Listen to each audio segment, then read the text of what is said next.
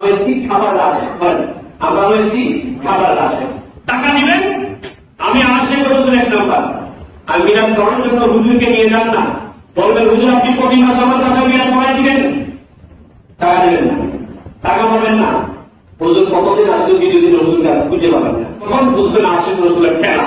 অথবা বলবেন হুজুর আমার কাছে আসতেছেন শুধু রিস্কা ভাড়াটা দিন, আপনি কি হেঁটে আসবেন? শুধু রিস্কা ভাড়াটা দিব, আপনার রিস্কা ভাড়া আমি দেবো, আমার কাছে করবেন মিলাদ করাই দিতে দোয়া করবেন, কিন্তু আমি টাকাও দিব না। তখন সে কি প্রকৃত আশেক নাকি প্রকৃত আশেক নামের টাকা, তখন আপনি বুঝতে পারবেন আপনি টাকা দিচ্ছেন তো সে আপনার সেই প্রকৃত আছে, সেই তাদের আছে, সে পাচ্ছে খাবার পাচ্ছে, টাকা দরকার না, খাবার দরকার না। নবীর আশকা মহাব্বত আপনি করবেন, পরীক্ষা করে দেখেন না যে মিলাদ করে আসেন কিন্তু টাকা পাবেন না, তখন দেখবেন অবস্থা। এই সাল্লাল্লাহু আলাইহি ওয়াসাল্লাম যারা জন্মের শুভাগমনে মিলাদুন নবী উদযাপনে মিষ্টি, জিলাপি, বিরিয়ানি, চিংড়ি, দেখ, মহিষ, গরু, এগুলা তারা জবাই করে করে খায়, মিষ্টি খায়। যখন রাসূল কারীম সাল্লাল্লাহু আলাইহি ওয়াসাল্লামের অবমাননা করা হয়, কার্টুন আঁকা হয়, যখন রাসূল কারীম সাল্লাল্লাহু আলাইহি ওয়াসাল্লামের বিরুদ্ধে কথা বলে এই বাংলার জমিনে নাস্তিক মুরতাদরা, তখন আন্দোলনে কই আহলুস সুন্নাত ওয়াল জামাত তোমরা তোমাদের বিরুদ্ধে দেখা যায় না, ঠিক কি? এর বিরুদ্ধে যখন কথা বলে, রসুলকে যখন মুহাম্মদ বলে, রসুলকে যখন গাধা বলে, রসুলকে যখন নারী লুভি বলে, এই কথা বলতে নাস্তিক মুরতাদ বলবে না। রসুল কারীম সাল্লাল্লাহু আলাইহি ওয়াসাল্লামের ইজ্জতের উপর হামলা করেছে, তখন আপনারা আন্দোলনের সময় থাকেন কই? আমাদের বাংলাদেশের গভর্নমেন্টের উচিত তো ছিল এই কথা, যখন রাসূল কারীম সাল্লাল্লাহু আলাইহি ওয়াসাল্লামের বিরুদ্ধে কথা বলবে, উৎসাহ করে তাদের দরকার সৃষ্টি সেটা, কিন্তু সেটা করবে না, তাদেরকে হেফাজত। জনপ্রতি ইসলামের হাতে পেশ করছে বিশ্ব মানবতার মুক্তিযুদ্ধ হাফেজ নবী, বিশ্ব নবী মুহাম্মদ রাসূলুল্লাহ সাল্লাল্লাহু আলাইহি ওয়াসাল্লাম। সম্মানিত ছেলেরা, সঙ্গত কারণে আমাদের সামনে যেহেতু মাহে রবিউল আউয়াল, এজন্য মাহে রবিউল আউয়াল সম্পর্কে আমাদের কিছু ধারণা, আমাদের কিছু জানার বিষয় আছে। মাহে রবিউল আউয়াল আসলে স্বাভাবিকত আমাদের দেশে রাসূল কারীম সাল্লাল্লাহু আলাইহি ওয়াসাল্লামের জন্মদিবসকে খুব শ্রদ্ধা করে পালন করা হয় না। রাসূল কারীম সাল্লাল্লাহু আলাইহি ওয়াসাল্লাম এই মাসে পৃথিবীতে এসেছেন, এজন্য আমাদের অনেক মুসলমান ভাইয়েরা এই মাসটিকে খুব গুরুত্বপূর্ণ মাস বলে মনে করে থাকেন। এই মাসকে বিশেষত 12 রবিউল আউয়াল রাসূল কারীম সাল্লাল্লাহু আলাইহি ওয়াসাল্লামের মিলাদ উপলক্ষে আমাদের দেশে বিশেষ করে মিলাদুন নবী উদযাপন হয়ে থাকে।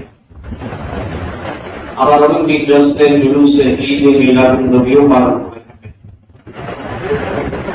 একটা কথা মনে রাখতে হবে, ইমানদার মুসলমানের সব কর্ম, সব কাজ কোরআন ও সুন্নাহ দ্বারা সমর্থিত হতে হবে।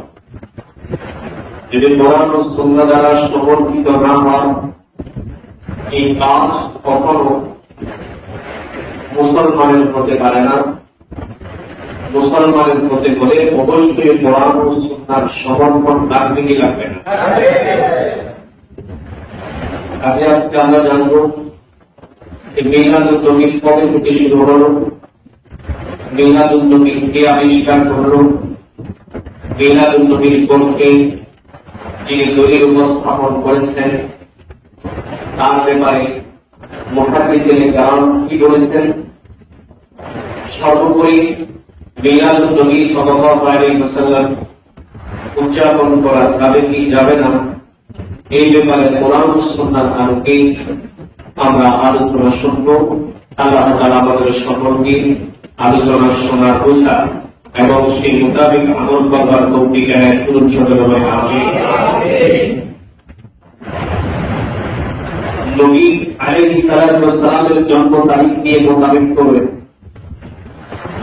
কেউ কেউ বলেন রাসূল করিম সাল্লাল্লাহু আলাইহি ওয়াসাল্লামের জন্ম হয়েছে 8ই রবিউল আউয়াল। কেউ কেউ বলেন রাসূল করিম সাল্লাল্লাহু আলাইহি ওয়াসাল্লামের জন্ম হয়েছে 12ই রবিউল আউয়াল। কেউ কেউ বলেন রাসূল করিম সাল্লাল্লাহু আলাইহি ওয়াসাল্লামের জন্ম হয়েছে 18ই রবিউল আউয়াল। আমাদের রাসূল করিম সাল্লাল্লাহু আলাইহি ওয়াসাল্লাম কোন দিন দুনিয়াতে এসেছেন এই তারিখ নিয়ে মোতাবেক আছে না নেই? একজন মুহাদ্দিস মুদাদ্দিস ঠিক উলামায়ে কেরামের নিকটে রাসূল করিম সাল্লাল্লাহু আলাইহি ওয়াসাল্লামের জন্ম হলো 8ই রবিউল আউয়াল। রাসূল করিম সাল্লাল্লাহু আলাইহি ওয়াসাল্লামের জন্ম 8ই রবিউল আউয়াল। এটা একজন মুহাদ্দিস ঠিক উলামায়ে কেরামের মতামত। যদিও আমাদের দেশে বা পাক ভারতে 12ই রবিউল আউয়াল রাসূল করিম সাল্লাল্লাহু আলাইহি ওয়াসাল্লামের মিলাদ উদযাপন হয়ে থাকে। এটা প্রসিদ্ধ একটা মত, 3টি মতের একটি মত। কিন্তু এই কথা সুস্পষ্ট, রাসূল করিম সাল্লাল্লাহু আলাইহি ওয়াসাল্লামের মৃত্যু, রাসূল করিম সাল্লাল্লাহু আলাইহি ওয়াসাল্লামের ওয়াফাত 12ই রবিউল আউয়ালে হয়েছে। ঠিক কি না? জন্ম নিয়ে ইখতিলাফ আছে, জন্ম নিয়ে মতানৈক্য আছে, কিন্তু মৃত্যু নিয়ে কোনো মতানৈক্য কোনো ইখতিলাফ, সবাই একমত যে রাসূল করিম সাল্লাল্লাহু আলাইহি ওয়াসাল্লাম ইন্তিকাল করেছেন, ওয়াফাত পেয়েছেন 12ই রবিউল আউয়াল। 12ই রবিউল আউয়াল।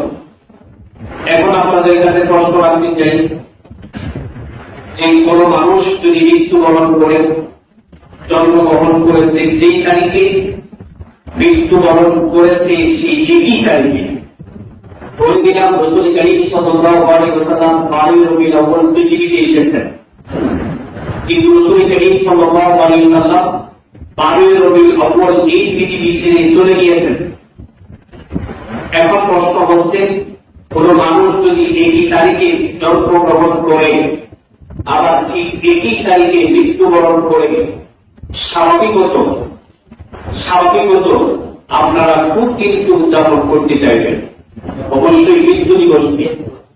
যদিও বা মৃত্যু দিবস শরীয়তে সুদ পালনের কথা, শরীয়তে কেবলমাত্র 3 দিন, শুধুমাত্র 3 দিন।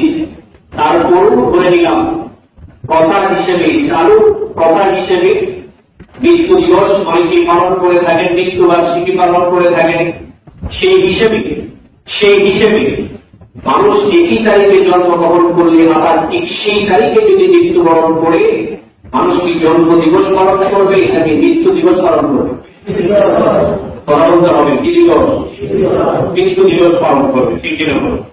নাকি দেবী মাসে পালন করবে? নবী 12 তারিখে জন্মগ্রহণ করেছেন, 12 তারিখে ওয়াফাত পেয়েছেন। একই তারিখে জন্ম, একই তারিখে ওয়াফাত। কাজে আসল বা যুক্তির চাহিদা হচ্ছে রাসূল করিম সাল্লাল্লাহু আলাইহি ওয়াসাল্লামের মিলাদুন নবী উদযাপন না করে ওয়াফাত দিবস উদযাপন করা। ঠিক কি না? কিন্তু আমরা তার উল্টাটা করি। তার কি করি? উল্টাটা করি। আমরা 12ই রবিউল আউয়াল আমরা কি করি? মিলাদুন নবী পালন করি, নবীর জন্মদিন আমরা পালন করি। কিন্তু সেই দিনই রাসূল করিম সাল্লাল্লাহু আলাইহি ওয়াসাল্লামের মৃত্যু হয়েছে, এই মৃত্যুদিন আমরা পালন করি না। যদিও বা জন্মদিন, মৃত্যুদিন এসব ইসলামে কোনো কি নেই, স্থান নাই। এরপরও পালন করে সেই হিসাবে বললাম, পালন করলে তো করার দরকার ছিল মৃত্যু দিবস, কি দিবস না, জন্ম দিবস না। কথাটাকে বুঝতে পারতেছি? তার মানে আপনি এখন 12ই রবিউল আউয়ালে কি করছেন? আপনি খুশি উদযাপন করছেন, অথচ একই তারিখে রাসূল করিম সাল্লাল্লাহু আলাইহি ওয়াসাল্লামের মৃত্যু হয়েছে। আপনি কেমন আশা করেন রাসূল করিম সাল্লাল্লাহু আলাইহি ওয়াসাল্লামের মৃত্যুতে আপনার বুক কাঁপে না? আপনি রাসূল করিম সাল্লাল্লাহু আলাইহি ওয়াসাল্লামের ওয়াফাতে বিয়োগ ব্যথায় আপনি ব্যথিত হন, বরং সেদিন আপনি সিন্নি, মিষ্টি, জিলাপি, তারপরে পেট ফাটানো, মহিষ জবাই করা, গরু জবাই করা থেকে শুরু করে 12 রবিউল সব কিছু করেন। সেদিন আপনি খুশি উদযাপন করেন এবং নাম দিয়েছেন ঈদে মিলাদুন নবী। ঈদ মানে কি? খুশি, আনন্দ। ঈদ মানে আনন্দ। সেদিন নাম দিয়েছেন আপনি ঈদে মিলাদুন নবী, অথচ সেই যে বছর বিয়োগ হয়েছেন। তাহলে আপনি কোন কাতারের আশেক আমার ঠিক বুঝে আসলো না। অথচ সাহাবায়ে কেরাম রিদওয়ানুল্লাহি আলাইহিম আজমাইন, সাহাবায়ে কেরাম রিদওয়ানুল্লাহি আলাইহিম আজমাইন রাসূল করিম সাল্লাল্লাহু আলাইহি ওয়াসাল্লামের ওয়াফাত তো দূরের কথা, রাসূল করিম সাল্লাল্লাহু আলাইহি ওয়াসাল্লামের ওয়াফাতের সামান্যতম ইঙ্গিত পেলেই সাহাবায়ে কেরাম ফুটে ফুটে কাঁদতে থাকতো।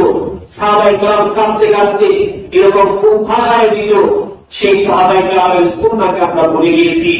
যে সাহাবায়ে কেরাম রাসূল করিম সাল্লাল্লাহু আলাইহি ওয়াসাল্লাম তাদের নিজের জানের চেয়ে বেশি মহব্বত করেছিলেন, সেই সাহাবায়ে কেরাম তো রাসূল করিম সাল্লাল্লাহু আলাইহি ওয়াসাল্লামের মৃত্যুর সামান্য ইঙ্গিত পেলে কি করতেন? কান্নায় ভেঙে পড়তেন। সুবহানাল্লাহ।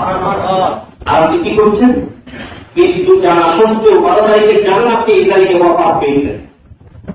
আর যদি বলেন না রাসূল করিম সাল্লাল্লাহু আলাইহি ওয়াসাল্লাম মৃত্যুবরণ করেন নাই, যদি কথা বলেন, তাহলে আমাকে বলতে হবে রাসূল করিম সাল্লাল্লাহু আলাইহি ওয়াসাল্লাম যদি মৃত্যুবরণ না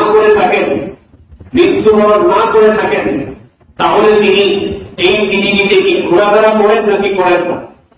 যদি বলেন ঘোরাফেরা করেন, তো ঘোরাফেরা করলে মিলাদ মাহফিলে আসলে তাহলে বুঝে নিতে হবে যে মিলাদ মাহফিল রাসূল করিম সাল্লাল্লাহু আলাইহি ওয়াসাল্লাম আসলেন, এখানকার সবাই সাহাবী হয়ে গেল। এখানকার সবাই কি হয়ে গেল? সাহাবী হয়ে গেল। কেউ আর সাধারণ মুসলমান নয়।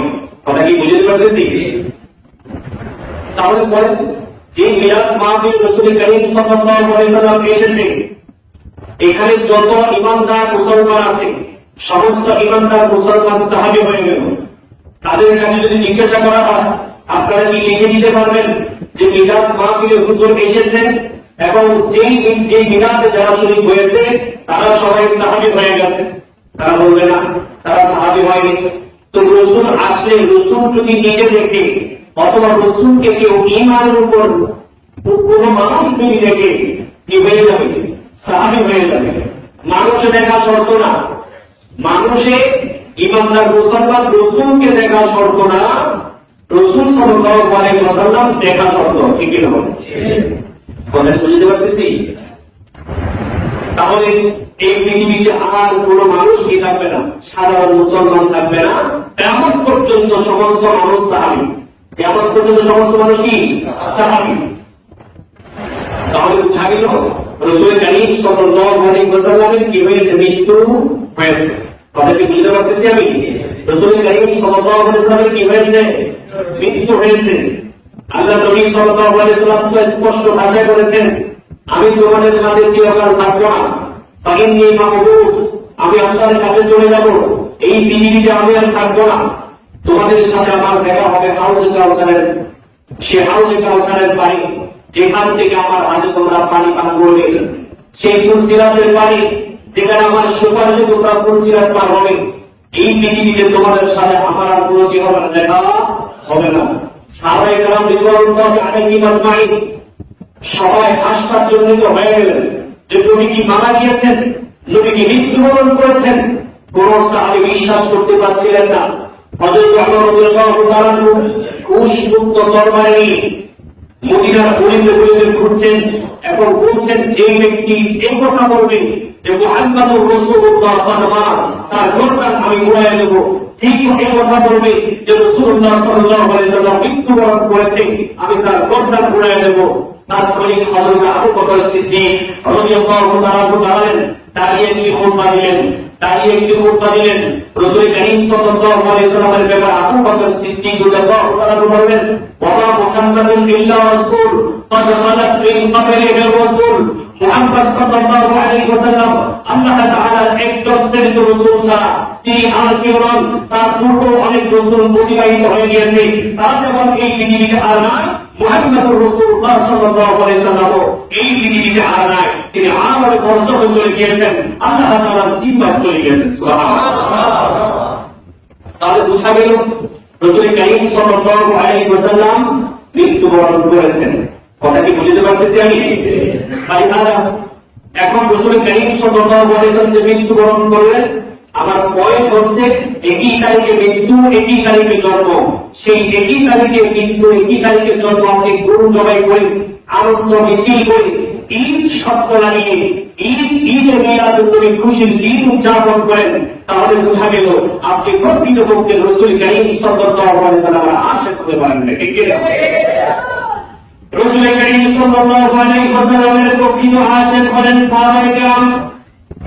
হযরত আবু বকর রাদিয়াল্লাহু তাআলা আনহুর ব্যাপারে একটি দীর্ঘ হাদিস এসেছে, যেখানে রাসূল কারীম সাল্লাল্লাহু আলাইহি ওয়াসাল্লাম বিদায় হজের আসনে বাসন্তী ছিলেন। আল্লাহর নবী বলেছিলেন, এই আমার সাহাবায়ে কেরাম তোমরা শোনো, আমি কি তোমাদের মাঝে আমাদের দাওয়াতকে পরিপূর্ণভাবে পৌঁছাতে পেরেছি কিনা? আল্লাহ তাআলা যে দায়িত্ব আমাকে দিয়েছেন, সেই দায়িত্ব আমি কি পরিপূর্ণভাবে তোমাদের মাঝে পৌঁছাতে পেরেছি কিনা? সাহাবায়ে কেরামের দোয়া করে ইমানে মাইনে সমস্যা বললেন, ইয়া রাসূলুল্লাহ তাআলা, ইয়া রাসূলুল্লাহ, অবশ্যই আপনাকে যে আল্লাহ তাআলা রিসালাতের দায়িত্ব দিয়ে এই পৃথিবীর লোকে প্রেরণ করেছেন, সেই দায়িত্ব আপনি পরিপূর্ণরূপে 100% পূর্ণ করে দিয়েছেন। বিশ্বনবী মুহাম্মদ রাসূলুল্লাহ সাল্লাল্লাহু আলাইহি ওয়াসাল্লাম আকাশের দিকে শাহাদাত আঙ্গুল উত্তোলন করেন এবং বলেন, আল্লাহুম্মা শাহাদ, আল্লাহুম্মা শাহাদ, আল্লাহুম্মা শাহাদ। ও আল্লাহ, আপনি সাক্ষী থাকেন, ও আল্লাহ আপনি সাক্ষী থাকেন, আজকে আমার উপরে যে অর্পিত দায়িত্ব ছিল তা আমি পরিপূর্ণ করতে পেরেছি। সাথে সাথে আসমান থেকে অবতরণ করলেন হযরত জিবরাইল আলাইহিস সালাম। হযরত জিবরাইল আলাইহিস সালাম অবতরণ করে সূরাতুন মাইদার 3 নম্বর আয়াত অবতীর্ণ করে দিলেন। হযরত জিবরাইল আলাইহিস সালাম আয়াত দিয়ে হাজির হলেন, আল-ইয়াউমা আকমালতু লাকুম দীনাকুম ওয়া আতমামতু আলাইকুম নি'মাতি ওয়া রাদিতু লাকুমুল ইসলাম দীনান। আল্লাহু আকবার। হযরত জিবরাইল আলাইহিস সালাম বলেন, এই আয়াত অবতীর্ণ করে ইয়া রাসূলুল্লাহ সাল্লাল্লাহু আলাইহি ওয়াসাল্লাম, আল্লাহ তাআলা আয়াত দিয়ে আমাকে পাঠিয়েছেন। যে আয়াতের মর্ম কথা হলো, আজকে তোমাদের জন্য এই দিনকে পরিপূর্ণ করে দেওয়া হলো। এই দিনের ভিতরে কোনো জিনিস সংকীর্ণ হবে না, আবার এই দিন থেকে কোনো জিনিস বিয়োজন হবে না, কোন জিনিসকে বাদ দেওয়া হবে না। যা আছে তাই, এই দিনের মধ্যে যা আছে তাই সংরক্ষণ পালন করতে হবে। সুবহানাল্লাহ। আল্লাহ তাআলা আয়াত নাযিল করে এই দিন পরিপূর্ণতা, ঈদের পরিপূর্ণতার ঘোষণা জিবরাইল আমিনের মাধ্যমে আল্লাহ তাআলা দিয়ে দিলেন। সূরাতুল মায়েদা আয়াত নম্বর 3। আল্লাহ তাআলা বলছেন, আজকে দিনটা পরিপূর্ণ। যে মুহূর্তে বলল আজকের দিনটা পরিপূর্ণ হয়ে গেছে, তখন সাহাবায়ে কেরাম উল্লাস, আনন্দে উল্লাসে ভরপুর বেঁচে উঠেছে। আজকের দিন পরিপূর্ণ হয়ে গেছে। আমি বলেছিলাম আজকের দিন পরিপূর্ণ হয়ে গেছে। এই দিন পরিপূর্ণ হতে এমনিতেই কিন্তু এই দিনটি হয় পরিপূর্ণ হয় নাই। এই দিন পরিপূর্ণ হতে, এই দিন পরিপূর্ণ হতে হাজার হাজার সাহাবায়ে কেরামকে দেশ থেকে পালাতে হয়েছে, দেশান্তরিত হতে হয়েছে, হাজার হাজার সাহাবায়ে কেরামের রক্ত ঝরেছে, হাজার হাজার সাহাবায়ে কেরাম বিধবা হয়েছে, হাজার হাজার সাহাবায়ে কেরামের সন্তান মাটি করে তুলে ফেলা হয়েছে। অনেক কষ্ট ক্লেশের পরে এই দিন পরিপূর্ণতা হয়েছে। এমনিতেই পরিপূর্ণতা পায়নি, এজন্য সাহাবায়ে কেরাম তারা খুশিতে আত্মহারা হয়ে গেছে। মাঝে এক ধরনের আনন্দ উল্লাস বেঁধে উঠেছে সাহাবায়ে কেরাম। এই পরিস্থিতিতে মাঠের এক কর্নার থেকে, আমি বলেছিলাম মাঠের এক কর্নার থেকে একটা কান্নার আওয়াজ এসে আসতেছিল। যে কান্নার আওয়াজ সমস্ত সাহাবায়ে কেরামের আকর্ষণ করেছে, যে আজকে এই গণা খুশির দিনে যেদিন ইসলাম পরিপূর্ণ হয়েছে, এই পরিপূর্ণ ইসলাম যে হয়েছে, আজকে তো খুশি হওয়ার কথা। এই মুহূর্তে কান্নাকাটি করে কে কান্নাকাটি করে? একজন কান্নাকাটি করছে। মাত্র এক কন্যার থেকে কান্নার শব্দ বেশি এলো। সাহাবায়ে কেরাম রিদওয়ানুল্লাহি আলাইহিম আজমাইন এই ব্যক্তিকে, যে ব্যক্তি কান্নাকাটি করছে, তার কাছে গেলেন। তার কাছে গিয়ে আমি দেখতে পেলেন চাদর মুড়ে নিয়ে তিনি কান্নাকাটি করছেন, কুপড়ে কুপড়ে কান্নাকাটি করছেন, বুক বাসায় ফেলতে। যে মাত্র সাহাবায়ে কেরাম ওই চাদর যখন টান দিলেন, দেখতে পেলেন তিনি আর কেউ নন, তিনি হচ্ছেন হযরত আবু বকর সিদ্দিক রাদিয়াল্লাহু তাআলা আনহু। সাহাবায়ে কেরাম জিজ্ঞাসা করলেন, আবু বকর, তুমি কি খুশি নও দিনের পরিপূর্ণতা পেয়েছে? তুমি কি খুশি নও, আনন্দিত নও?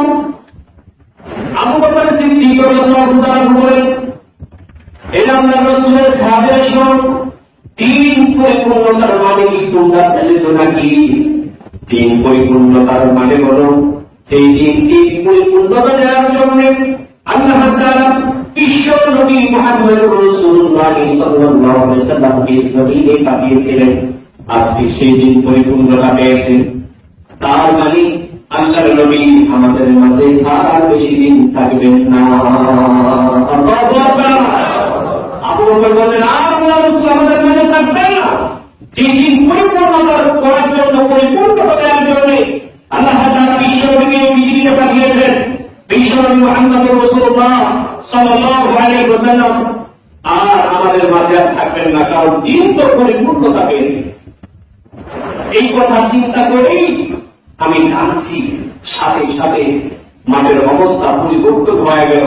সমস্ত মাঠের মানুষ, মাঠের সমস্ত সাহাবায়ে কেরাম তারাও কান্নাকাটি করলো, তারাও কান্নাকাটি শুরু করলো। আর আল্লাহ নবীকে মনে হয় আমরা হারিয়ে ফেলবো, আর বেশি দিন মনে হয় আল্লাহ নবীকে আমরা আর পাবো না। যেই ধারণা সেই কাজ। আল্লাহ নবী সেটাই ছিল তার বিদায় মঞ্চ, সেটাই ছিল তার সর্বশেষ পথ। আর সেই হজের মাঠে এই অবস্থাগুলো হচ্ছে। রাসূল কারীম সাল্লাল্লাহু আলাইহি ওয়াসাল্লামের বিয়োগ ব্যথা। রাসূল কারীম সাল্লাল্লাহু আলাইহি ওয়াসাল্লাম একটু মৃত্যুবরণ করেন নাই, শুধু ইঙ্গিত পেয়েছেন, শুধু ইশারা পেয়েছেন যে পরিপূর্ণতা মানে হলো রাসূল তো আমাদের মাঝে আর থাকবেন না। ইশারা পেয়েছেন, ইঙ্গিত পেয়েছেন। এটাই সাহাবায়ে কেরামের অবস্থা। এমন হয়েছে তারা কান্না ফেটে পড়েছে, কান্নায় জড়িত হয়ে গেছে। সাহাবায়ে কেরাম রিদওয়ানুল্লাহি আলাইহিম আজমাইন। আর আজকে আমরা সেই একই তারিখে মৃত্যু জানা সত্ত্বেও আমরা এমন আসছে যে আশেকরা শুধু আরতি উদযাপন করি, নবীর বিয়োগ ব্যথায় কখনো আমাদের অন্তর থেকে কখনো আর শব্দটাও আসে নাই। হাই রাসূল, আমরা তো আপনাকে হারিয়ে ফেলেছি। এই আওয়াজটুকু আমাদের অন্তর থেকে, আমাদের মুখ থেকে বেরোয়। ঠিক কি না? তাহলে সাহাবায়ে কেরাম কিভাবে ভালোবেসেছেন রাসূলকে, আর আমরা কি করছি? আমরা আনন্দ উপভোগ করছি, আনন্দ উল্লাস করছি। ভাইয়েরা, হযরতে সাওবান শুধু তাই না, হযরতে সাওবান রাদিয়াল্লাহু তাআলা আনহু রাসূল কারীম সাল্লাল্লাহু আলাইহি ওয়াসাল্লামের এত আশিক ছিলেন। একদিন যদি রাসূল কারীম সাল্লাল্লাহু আলাইহি ওয়াসাল্লামকে না দেখেন, তাহলে তার অন্তর ছটফট ছটফট শুরু করে বাসায় আর থাকতে পারতেন না। চলে আসতেন রাসূল কারীম সাল্লাল্লাহু আলাইহি ওয়াসাল্লামের দরবারে একটিবার শুধুমাত্র নবীকে দেখবে, এই জন্য অন্তরকে শান্ত করবে, প্রভু দেবে। এই জন্য রাসূল কারীম সাল্লাল্লাহু আলাইহি ওয়াসাল্লামের দরবারে চলে আসতেন হযরত সাওবান রাদিয়াল্লাহু তাআলা আনহু।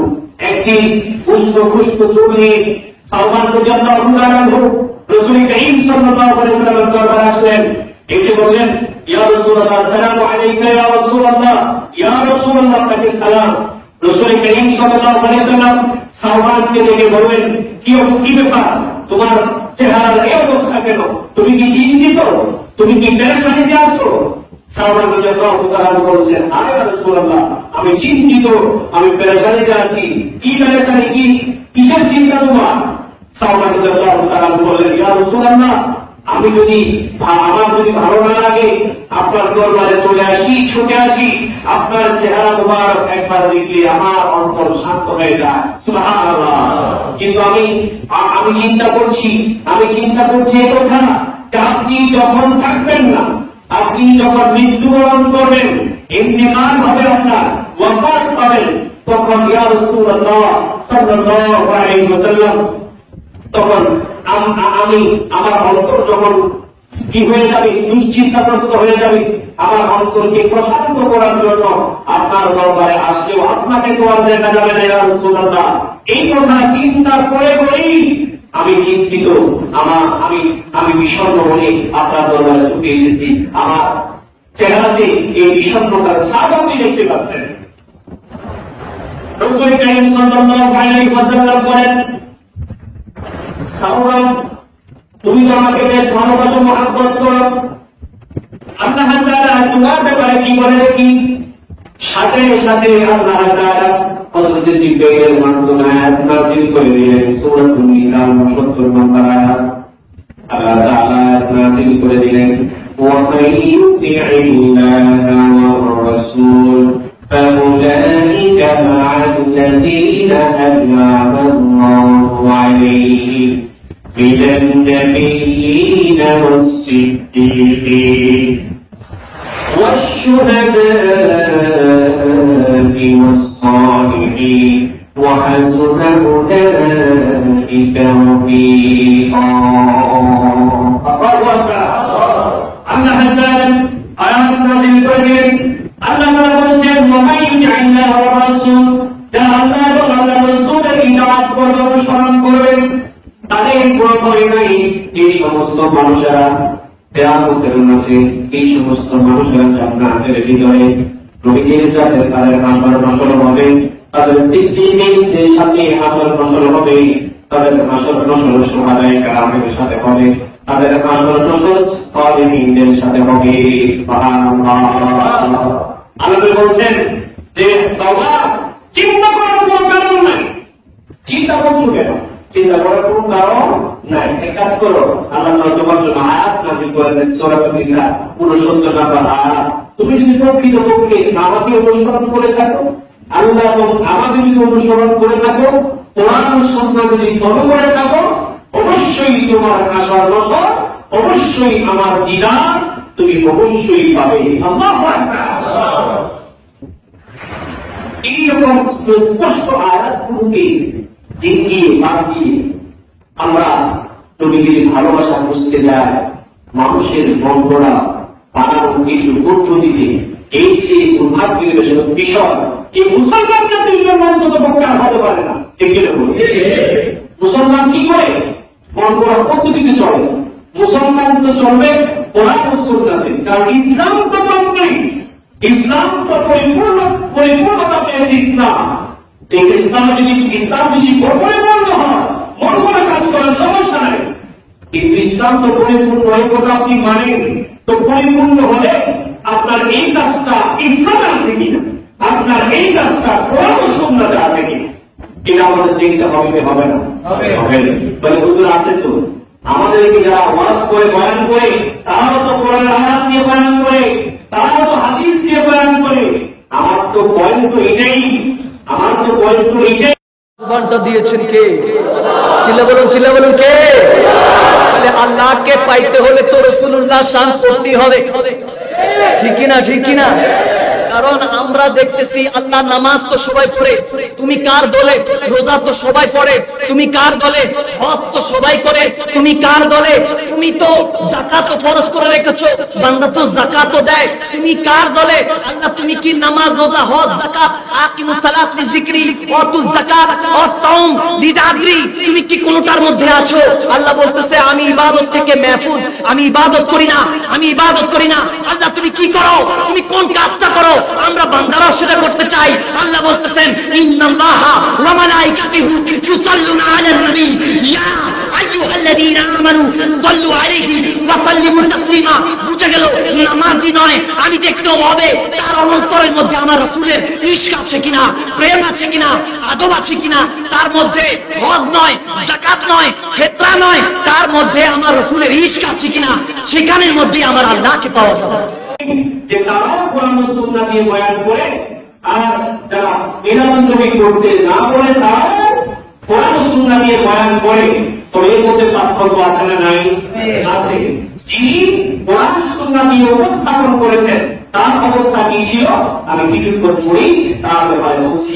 তিনি কেমন আলেম ছিলেন, তার আলেমের গভীরতা কি ছিল, তার ব্যাপারে তদানীন্তন সময়ে মানুষ তার ব্যাপারে কি উক্তি পেশ করেছে, এই ব্যাপারে দলিল ডকুমেন্ট সহ এখানে পেশ করা হবে ইনশাআল্লাহ। তাহলে নবীজির জন্মে আমরা খুশি হচ্ছি, নবীজির জন্ম আমরা কি হচ্ছি, খুশি হচ্ছি। আর একই তারিখে নবীজির মৃত্যু, এই নিয়ে আমাদের কোনো মাথা ব্যথা নাই। আচ্ছা, আরেকটা কথা, নবীজির জন্মে খুশি হওয়া এটা কি শরীয়তের বিধান কোন? নবীজির জন্মে মানে মিলাদুন নবী পালন করা এটা কি শরীয়তের বিধান? শরীয়তের কি বিধান? এটা শরীয়তের যদি বিধান হতো, কথা ভালো করে বুঝতেন, শরীয়তের যদি বিধান হতো এই কাজ আল্লাহ তাআলা আবু লাহাবকে দিয়ে করাতেন না, ঠিক না? রাসূল করিম সাল্লাল্লাহু আলাইহি ওয়াসাল্লামের যখন জন্ম হলো তখন সর্বপ্রথম রাসূলের জন্মে খুশি হয়ে মিলাদুন নবী পালন করেছে আবু লাহাব। যে আবু লাহাবের ঠিকানা হচ্ছে জাহান্নাম। তাব্বাত ইয়াদা আবি লাহাব ওয়া তাব, আসলে নাই আবু লাহাব সর্বপ্রথম রাসূল করিম সাল্লাল্লাহু আলাইহি ওয়াসাল্লামের জন্মে খুশি হয়ে কি নিজের মাটি সুয়াইবাকে কি করে দিয়েছে, আযাদ করে দিয়েছে। মাটি সুয়াইবা আবু লাহাবের কাছে আয়েশা বলে, উনি আপনার ভাই আব্দুল্লাহর ঘরে একটা পুত্র সন্তান হয়েছে, খুব সুন্দর। এই কথা শুনতেই আবু লাহাব কি করেছে, মানি কিন্তু আমাকে একটা খুব ভালো সংখ্যা শুনে দিই, যা বিরাট থেকে আদা, যা বিরাট থেকে আদা। আবু লাহাব সাথে সাথে পানিকে আজাদ করে দিলেন, আজাদ করে দিলেন। তাহলে পানি আজাদ করা এটা কি সুখের কথা নাকি দুঃখের কথা? অবশ্যই সুখের কথা। আর মিলাদুন নবী পালন করা এটা যদি শরীয়তের কোনো বিধান হতো আল্লাহ তাআলা এই কাজ আবু লাহাবকে দিয়ে করাইতেন না। যেহেতু আবু লাহাব সেই তার পানি সুয়াইবাকে আজাদ করেছে, এটা শরীয়তের বিধান নয় বলেই এই কাজ কি করেছে আবু লাহাব করেছে। কথা কি বুঝতে পারতেছি আমি? কথা কি বুঝতে পারতেছি? তাই মিলাদুন নবী পালন করা এটা পালনীয় কোনো বিষয় নয়, এটা হচ্ছে বিশ্বাসের বিষয়। এটা হচ্ছে কিসের বিষয়? মিলাদুন নবী না মানলে আপনি মুসলমান হবেন। কথা ভালো করে বুঝলেন? মিলাদুন নবী মানে নবীর জন্ম, নবীর জন্মই যদি না মানেন তো নবীকে মানলেই কোথায়? তবে নবীর জন্ম এটা কি বিশ্বাসের বিষয় নাকি পালনীয় বিষয়? বিশ্বাসের বিষয়। আমরা বিশ্বাস করি মিলাদুন নবীকে, আমরা বিশ্বাস করি নবীর জন্ম হয়েছে, বিশ্বাস করি নবীর জন্মতে আমরা খুশি, সেটাও ঠিক আছে। তবে পালনীয় বিষয়, মিলাদুন নবীকে পালনীয় বিষয়, পার্থক্যটা কি বুঝতে পেরেছেন? পার্থক্যটা কি বুঝতে পেরেছেন? মিলাদুন নবীকে পালনীয় কিছু নয়, এই করতে হবে, গুরু জড়াই করতে হবে, ট্যাক্স লাগাইতে হবে, সেমানাবিল করতে হবে, মাইক লাগাইতে হবে, চতুর্দিকে নাম প্রয়োগ করাইতে হবে, কোরআনের খতম করতে হবে, এরকম পালনীয় কোনো বিষয় বলে হুজুর নাই কেন বললেন? নাই কেন বললেন? কারণ শরীয়তে নাই, সেজন্য বললাম। শরীয়তে নাই যে কিভাবে জানলেন? শরীয়তে নাই যে আমি এভাবেই জানলাম, যেটা সাহাবায়ে কেরাম করেন নাই, কোরআন ও সুন্নাতে শিখা নেই, কোরআন ও সুন্নাতও নেই, সাহাবায়ে কেরাম করেন নাই। যদি বলে না আমাদেরকে যারা ওয়াজ করে তারা তো কোরআন ও সুন্নাত দিয়েই ওয়াজ করেন, তাহলে আপনিও তো ওয়াজ করতেছেন নাই বলে তারা তো ওয়াজ করতেছে আপনি বলেন। তখন আমি বলবো যে তারা ওয়াজ করে যদি আপনি বলেন তাহলে সাহাবায়ে কেরাম কি কোরআন হাদিস কি কম বুঝেছেন? বলতে হবে। যদি বলেন না সাহাবায়ে কেরাম এই জিনিসটাকে বাদ দিতেন, এই জিনিসটাকে জানার পরও বাদ দিতেন, তুমি বলেন সেটা আপনি সাহস থাকলে বলেন, তোর বাপের বুকের পাঠা থাকলে বলুন যে সাহাবায়ে কেরামের ব্যাপারে এই কথা বলবো যে সাহাবায়ে কেরাম জানা শোনা সত্ত্বেও আবু বকর মিলাদুন নবী পালন করেন নাই, ওমর আলী ওসমান মিলাদুন নবী পালন করেন নাই, সাহাবায়ে কেরাম মিলাদুন নবী পালন করেন নাই। বলে শুধু সাহাবায়ে কেরাম না, তাবেঈন পালন করেন নাই, তবে তাবেঈন পালন করেন নাই, ইমাম আবু হানিফা পালন করেন নাই। যে ইমামকে আপনারা জানেন এই ইমামকে আপনারা মানেন। আবু হানিফা পালন করেন নাই, আবু ইউসুফ পালন করেন নাই, ইমাম মুহাম্মদ পালন করেন নাই, ইমাম জুফর পালন করেন নাই, ইমাম শাফিঈ পালন করেন নাই, ইমাম মালিক পালন করেন নাই, ইমাম আহমদ বিন হাম্বল পালন করেন নাই। তো এত বড় বড় চার মাযহাবের বড় বড় আলেম, হাদিসের বড় বড় বিদগ্ধ মুহাদ্দিসিনে কেরাম কেউ এটাকে পালন করলো না, সাহাবায়ে কেরাম পালন করলো না, তাবিঈন পালন করলো না, তাবিঈন পালন করলো না, এত বড় বড় মুহাদ্দিসিনে কেরাম পালন করলো না। ইমাম বুখারী যিনি লিখেছেন, ইমাম বুখারী পালন করলেন না, ইমাম তিরমিজি পালন করলেন না, ইমাম মুসলিম পালন করলেন না, ইমাম ইবনে মাজাহ পালন করলেন না, ইমাম নাসাই ইমাম তিনি পালন করলেন না। তাহলে পালন করতেছেন আপনারা, তারপরে তারা কি ভুল করেছে? সাহাবায়ে কেরাম পালন না করে কি ভুল করেছে? এটা স্বাভাবিক বিষয়, কোরআন হাদিসের বিষয়, এটা স্বাভাবিক হবে। সাহাবায়ে কেরামের চেয়ে বেশি ভালোবাসা আপনার হয়ে গেছে। সাহাবায়ে কেরাম তো পাঁচ ওয়াক্ত নামাজ ঠিকমতো আদায় করতো জামাতের সাথে, তাকবীরের সাথে। আপনি এখন আসেন, নামাজের কোনো খবর নাই, ঠিক কি বলে? আপনি এখন আসেন, আপনার ছেলের বিয়েতে আপনি গান বাজান, ছেলেদেরকে মানা করতে পারেন না। আপনি এমন আসেন যে আপনার নাতি নাতিদের বাক্য পালন করেন, আপনি কিনে আসবেন চুরবি কাপড় আসলে আপনার যখন অ্যাক্সিডেন্টে টুক নাই নাকি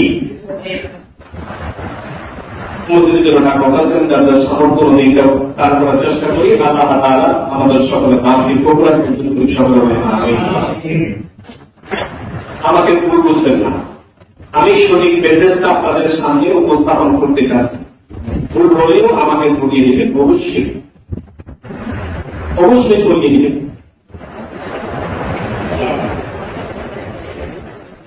তাহলে বোঝা গেল তারা কেউ বললো না আমরা করতেছি, তাদের সেই রসুলের মহাব্বত আমাদের মাঝে বেশি, এটাই প্রমাণ করতে চাচ্ছি। কিন্তু আমাদের পারিবারিক জীবন তো ইসলাম নাই, আপনার ব্যক্তিগত জীবনে ইসলাম নাই, তাহলে কি করে আপনি নবীর মহাব্বত প্রমাণ করেন? এমন পদ্ধতিতে প্রমাণ করেন যে পদ্ধতি রসুলের সাহাবার না, এই পদ্ধতি তাবেঈনের না, এই পদ্ধতি তাবেঈন না, সেই পদ্ধতি না, যে পদ্ধতি বড় বড় মুহাদ্দিসিনে কেরামের না। আপনি সেই পদ্ধতিতে আপনি কি করতেছেন? মিলাদুন নবী পালন করতেছেন। তাহলে বুঝুন আপনি কি আসলে আশিক রাসূল নাকি ইসলামের মধ্যে কিছু সংযোজন করছেন, আপনি কিছু বাড়াচ্ছেন।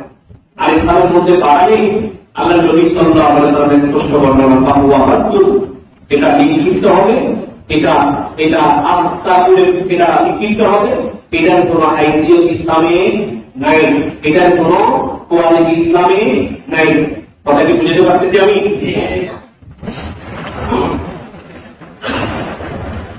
একজন আশিক রাসূল যেমন তাকে হুজুরকে ছিলেন বড় পেট, ঠিক কিনা? চুলের মতো পেট, অনেক বড় পেট, মাশাআল্লাহ। মারা গেছে, আল্লাহ তাআলা কুরবানি ক্ষমা করে দিন। সকলে বলে আমি যদি ইমানের সাথে মৃত্যুবরণ হয়ে থাকে, ইমানের সাথে মৃত্যুবরণ হয়ে থাকে, আল্লাহ তাআলা তার কুরবানিগুলো ক্ষমা করে দিন। সকলে বলে আমি। আপনাদের বিশ্বাস হয় আমার স্ত্রী যে রাসূলের মেয়ে ছিল? বিশ্বাস হয় না? উনি মা ফাতেমা ছিলেন, আবার আপনাদের দয়াল বংশের। পরিষ্কার? সুতরাং ভাগ্য গড়ে তকদিরের কারণে আপনার সুযোগ পেয়েছেন। জাকেরদের মধ্যে অনেকে স্বপ্নে আমাকে রাসূলের বেশে দেখেন আমি রাসূল। সে রাসূলের বেশে দেখার কারণ ওই যে আমার ভিতরে প্রবেশ করেছেন পাঁচ পাঞ্জাতন, সেই রূপটা দেখেন। পরিষ্কার না? পরিষ্কার না? আবার মদিনায় যান, রাসূলের রওজা জিয়ারতে গিয়ে এই রূপেই দেখবেন। আমার ছেলেকে এবং আমার মেয়েকে, আমাদের সাইদুর মেয়েকে, নাতিদেরকে মদিনায় পাঠাইয়া রাসূলের জিয়ারতে সরাসরি লাইন হয়ে গেছে। মা ফাতেমা জড়াই ধরছিল আমার মেয়েকে, অনেক কান্নাকাটি করছে, এবং ওনারা সবাই আপনাদের মোহাম্মদ ইসলামের জন্য দোয়া করতেছেন। পরিষ্কার বলছে, আমরা আছি তোমাদের সাথে। মা ফাতেমা বলছে, তোমার বাবার সাথে আমি আগেও ছিলাম, এখনো আছি, ভবিষ্যতে থাকবো। পরিষ্কার। দিনের নবী মুস্তাফা বলছেন, তোমার বাবার সাথে আগেও ছিলাম, বর্তমানও আছি, ভবিষ্যতে থাকবো। সে বলছে আমার বাকি সে রসুলের আসেন, টাকা আসেন, রসুলের মেয়ে এগুলো বিয়ে করে ফেলায়। আমার গুরু ফাতেমা রসুলের মেয়ে আমার বোন ছিল, কত খুবই কথা রাস্তা দিয়ে এই দেওয়ার কাজে উজু করতে, এবং এই মহিলার যারা তারাও তো থাকতেন বলা মানুষ নাকি, কি বলে তাদেরও তো ব্যবসা বাণিজ্য আছে, কিছু দুনিয়াতে কিছু বুঝে না। তো এই লোকরা একথা বুঝতো না যে এই কথা বলতে পারে যাই মা রসুলের মেয়ে হাতে আমার বোন, এই কথা বলার সাথে সাথেই তাকে ত্যাগ করা দরকার, ঠিক আছে? এরপরে তার পিছনে পিছনে ভুল করে কিছু মানুষ আছে না, আবার তাদের সাথে কথাই পারবেন না, খুব চালা কথাই তাদেরকে কাজ করা যাবে না, খুব চালা। এমন চালাকের চালা সামান্য এই সামান্য বিষয়টা সে বুঝতো না, সে কি চালা। আসল কথা হচ্ছে তার কপালে কি নেই, তার কপালে কি না, তারাই উঠতেছে তাদের কপালে হেদায়েত মাত্র কোরআন ও সুন্নাতে। আপনি হেদায়েত বুঝবেন মানুষের পিছনে পিছনে করে হেদায়েত পাবেন নাকি? আপনাকে ঘুরতে হবে কোরআন ও সুন্নাতে। কোরআন ও সুন্নাহ দিয়ে মানুষকে মাপতে হবে, মানুষ দিয়ে কোরআন ও সুন্নাহ না। কোরআন এবং হাদিস দিয়ে মানুষকে মাপতে হবে যে কোরআন হাদিসের মানদণ্ডে আমার বিশ্বাস ঠিক আছে, ঠিক না? তখন আপনি মানুষ আসল নকল কখন করতে পারেন। কিন্তু দুর্ভাগ্যজনক হলো সত্য, আমাদের দেশের মানুষ তো মানে বুঝতে পারি যেদিকেই শুনছে বা সেদিকেই শুনছে। এটা নিজের মেয়াদের জন্য শুনেছে, ব্যাগ কর, চান্দা কর, কালেকশন কর, করে ধরে একটা ব্যাগ পাড়া, আয় খায়, ধুয়ে থাকি, তারপর একটা পর্যন্ত মাহফিল হবে, ভগবান আমার সঙ্গে চলে ঠিক কিনা? এই দেওয়ানটাকে বুঝুন নবীদের খুব আসে, একেবারে আসে দাবি করে না।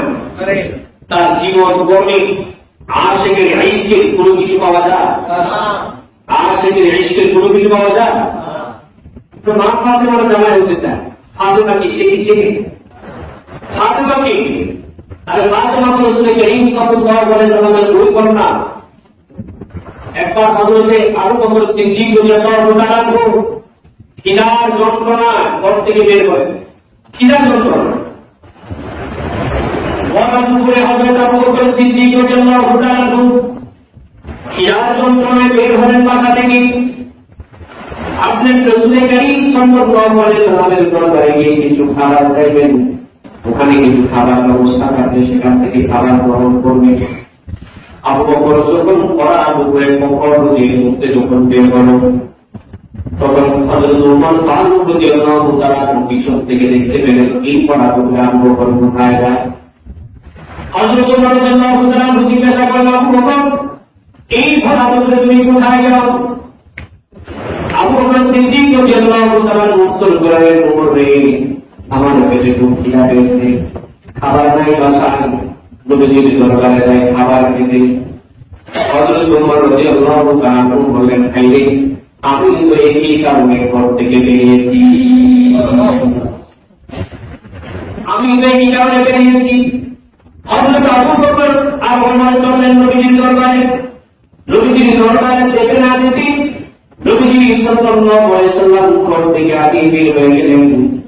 বের হয়ে রাসূল করিম সাল্লাল্লাহু আলাইহি ওয়াসাল্লাম বললেন, আবু বকর ওমর চলো, আজকে কয়েকদিন যাবত আমার বাসায় খাবার নাই, আমার পেটে কয়েকদিন যাবত খাবার পান করে নাই, চলো আমরা সবাই মিলে আগের কাছে যাই, সেখানে কোনো খাবার পাওয়া যায় কিনা দেখি। নবী সাল্লাল্লাহু আলাইহি ওয়াসাল্লাম পুরা জাহানের বাদশা, জাহানের বাদশা, এবং এই পৃথিবীতে যত মানুষ আছে সবচেয়ে প্রিয় মানুষ হচ্ছে আবু বকর আর ওমর। এই মানুষ পুরো অবস্থায় বিশ্বনবী দুইজনকে নিয়ে হযরত আলী রাদিয়াল্লাহু তাআলা দরবারে গেলেন। দরবারে যাওয়ার সময় দরজায় যাওয়ার পরে ঘরে যাওয়ার পরে দরজা পড়ানো করলেন, নখ করলেন, দরজা নখ করলেন, কিন্তু ভিতর থেকে ঘরে কোনো আসলো না। অনেকক্ষণ ধরে সাল্লাল্লাহু আলাইহি ওয়াসাল্লাম দাঁড়িয়ে থেকে কিছুক্ষণ পরে ঘরের ভিতর থেকে আওয়াজ আসলো, আব্বাজান আপনি আসছেন, আমি জানি আপনি আমাকে ডাকছেন, সেটাও জানি, তবে আপনার সামনে যে কাপড় পরিধান করে আপনার সামনে আসবো সেই কাপড় পর্যন্ত আমার নাই। কাপড় পর্যন্ত না।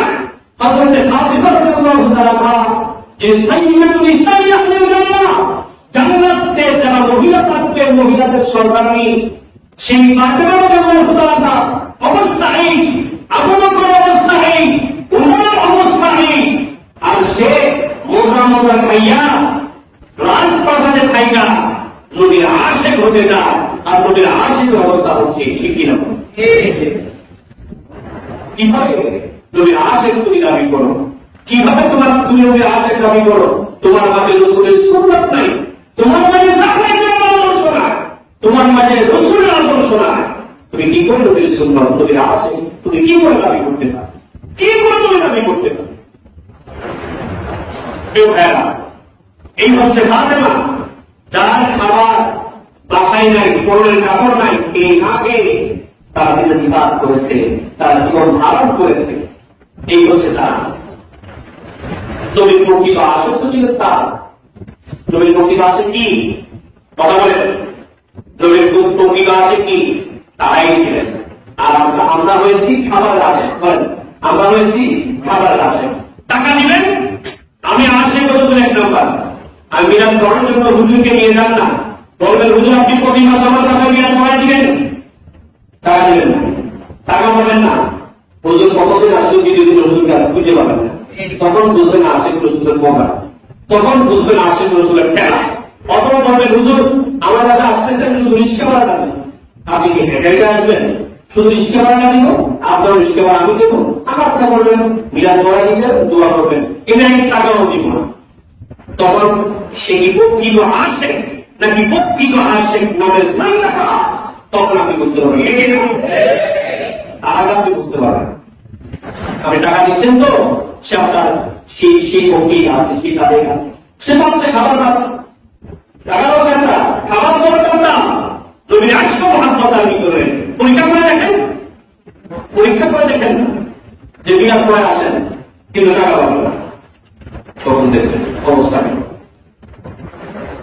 এখন আমি আপনাদের কাছে প্রশ্ন করতে চাই, রসুল কারীম সাল্লাল্লাহু আলাইহি ওয়াসাল্লাম যারা জন্মের সমাগমনে, মিলাদুন নবী উদযাপনে মিষ্টি, জিলাপি, বিরিয়ানি, চিংড়ি, দেখ, মহিষ, গরু, এগুলা তারা জবাই করে করে খায়, মিষ্টি খায়।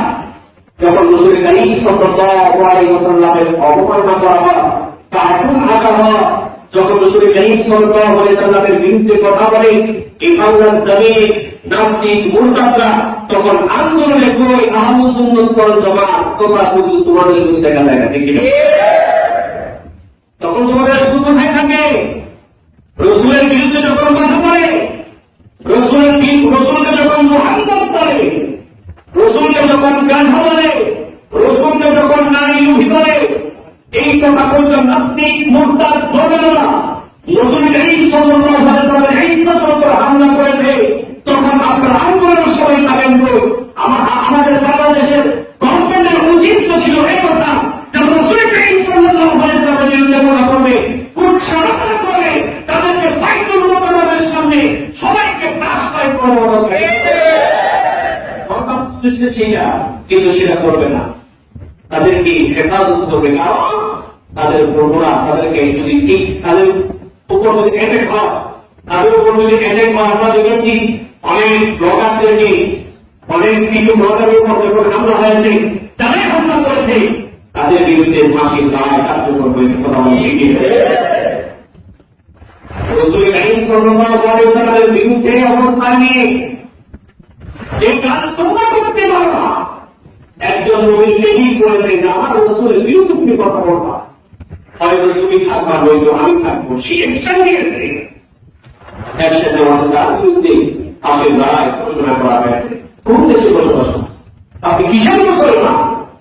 আপনি কোন কাতারের মুসলমান? আমরা আছি কোথায়? সে কথা বললে হুজুর আপনি তো রাষ্ট্রত্র নিয়ে কথাবার্তা বলছেন। রাষ্ট্রত্র কি নয়, আমি কোরআন সুন্নাহর নিয়ে কথাবার্তা বলছি।